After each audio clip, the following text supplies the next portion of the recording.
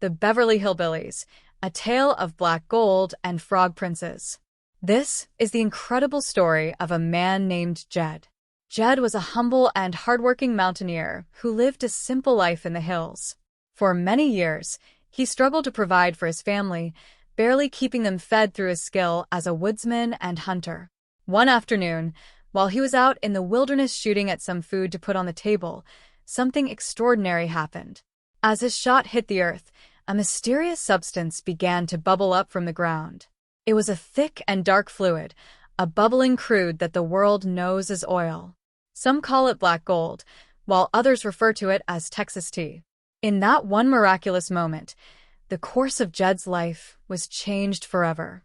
Before anyone could fully realize what had happened, old Jed had become a millionaire. The news of his sudden wealth spread quickly among his kinfolk. They gathered around and told him that he must move away from the hills. They insisted that California was the place he ought to be, a land of sunshine and opportunity. And so, the family loaded up their old truck with everything they owned and moved to the famous neighborhood of Beverly Hills. They traded the quiet mountains for a world of swimming pools and movie stars. This was the beginning of the adventures of the Beverly Hillbillies. One bright morning in their new California home, the sun was shining down on the grand estate. Jed looked out at the day and called out to his dogs, noting how pretty they looked. His daughter, Ellie Mae, was nearby, enjoying the fresh air. Paul, a friend of the family, was also present. Jed noticed that Ellie Mae seemed particularly happy and mentioned that a young man named Mark Templeton must be coming over to see her. Ellie Mae smiled brightly and confirmed that Mark was indeed coming over. He was fetching her a scuba suit because he was going to teach her how to be a frog woman. Jed observed that the two of them seemed to be hitting it off quite well. Ellie Mae admitted that she liked Mark a whole lot, but she felt a bit sorry that Granny did not share the same affection for him. Jed tried to reassure her, explaining that Granny probably liked him well enough but simply did not understand what he did for a living. Granny had never heard of a Navy frogman before, and in her mind, it sounded like something strange and perhaps even dangerous. She constantly told Mark to stay out of the water. Like many older folks who had never learned to swim, Granny was naturally scared of the deep water, but Jed believed she would eventually get over her worrying. Meanwhile, Miss Jane Hathaway was driving Granny home. Granny thanked her for the ride and for sending her to see the nice Dr. Klingler. Miss Jane assured her that he was a fine psychiatrist and that if anyone could help Granny with her bad dreams, he was the man for the job. Granny sighed, explaining that it was more than just bad dreams. She was deeply concerned about Mark Templeton and his habit of going into the water. In Granny's mind, every time Mark dunked himself in the pool, he literally turned into a frog. Miss Jane tried to explain that it was just his career and that being a frogman in the Navy was an honorable profession. Granny wondered aloud why he could not have joined the army instead, though she joked that he might have then turned himself into a gopher man by going underground. Miss Jane encouraged Granny not to let it worry her too much, but reminded her to see Dr. Klingler again if the nightmares persisted. Back at the house, Granny decided to take matters into her own hands. She found a frog and placed it in a small cage, convinced it was Mark. She spoke to the frog, telling it that she was going to have Ellie Mae kiss it to turn it back into a man, just as she believed had happened before. She pleaded with the frog to stay out of the cement pond this time, though she admitted she was getting too old for this kind of foolishness. When she saw Ellie Mae, Granny acted as if they were sharing a great secret. She asked Ellie Mae if she had missed Mark and promised that she could see him again, tall and handsome in his uniform, if she would just take him out of the cage and kiss him. Ellie Mae felt very silly about the idea of kissing a frog, but Granny was insistent. Granny claimed that if Ellie Mae did not take him out, he would swell up and burst the cage. To avoid the embarrassment, Granny promised not to watch and told Ellie Mae to take the frog outside. Ellie Mae complied, feeling sorry for the little creature that Granny had been hauling around. Once she was outside, she apologized to the frog and told it that it could hop down to the cement pond for a swim. Just then, the Real Mark Templeton arrived, carrying scuba gear for Ellie Mae. She greeted him warmly and introduced him to the frog, mentioning that Granny had named it after him. Mark felt unsure whether to be flattered or not. Ellie Mae explained that Granny was fond of the frog, but kept wanting her to kiss it, likely hoping it would turn into a prince. Mark joked that he did not need any more competition for her affection. When Granny saw Mark standing there, she believed another miracle had occurred thanks to Ellie Mae's kiss. She thanked Ellie Mae and felt blessed that her granddaughter had followed her instructions. Mark, unaware of the confusion, told Granny he was going to change into a swimming suit to meet Ellie Mae by the pond. Granny's joy turned to horror instantly. She begged Ellie Mae not to go near the water and told Mark not to get wet again. Mark tried to reassure her that it was all right, but Granny called him Frog Boy and insisted that his brain shrank every time he went into the pool. She was convinced that the water caused him to lose his memory and his humanity. The situation escalated quickly. When Mark and Ellie Mae headed toward the pool, Granny jumped onto Mark's back, refusing to let go. She was determined to stop him from turning her granddaughter into a frog woman. Jed and Jethro arrived to find the chaotic scene. Jed told Granny to stop riding the poor boy, but she refused to get down until Mark promised to stay out of the water. Jethro, ever the helpful but confused nephew, thought they were playing a game of horse and rider and offered to let Ellie Mae jump on his back so they could joust. Eventually, Jed told Jethro to carry Granny upstairs to her room so she could rest and calm down. Granny went kicking and screaming, frustrated that no one would listen to her warnings. In her room, Granny's imagination began to run wild. She had a vivid and strange nightmare. In her dream, a grand wedding was taking place. Judge Marshall was there to perform the ceremony, and Ellie Mae was dressed as a bride. However, in Granny's dream, the groom was not a man, but a literal giant frog.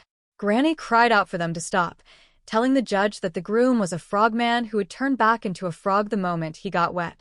Jethro appeared as the best man and announced that the groom was running late because he wanted to take a shower.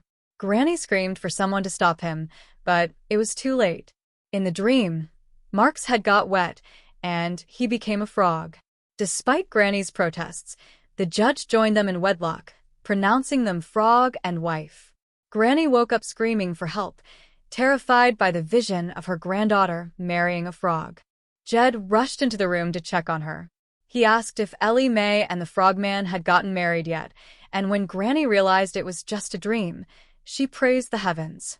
Jed tried to settle her down, giving her a tranquilizer and telling her to rest.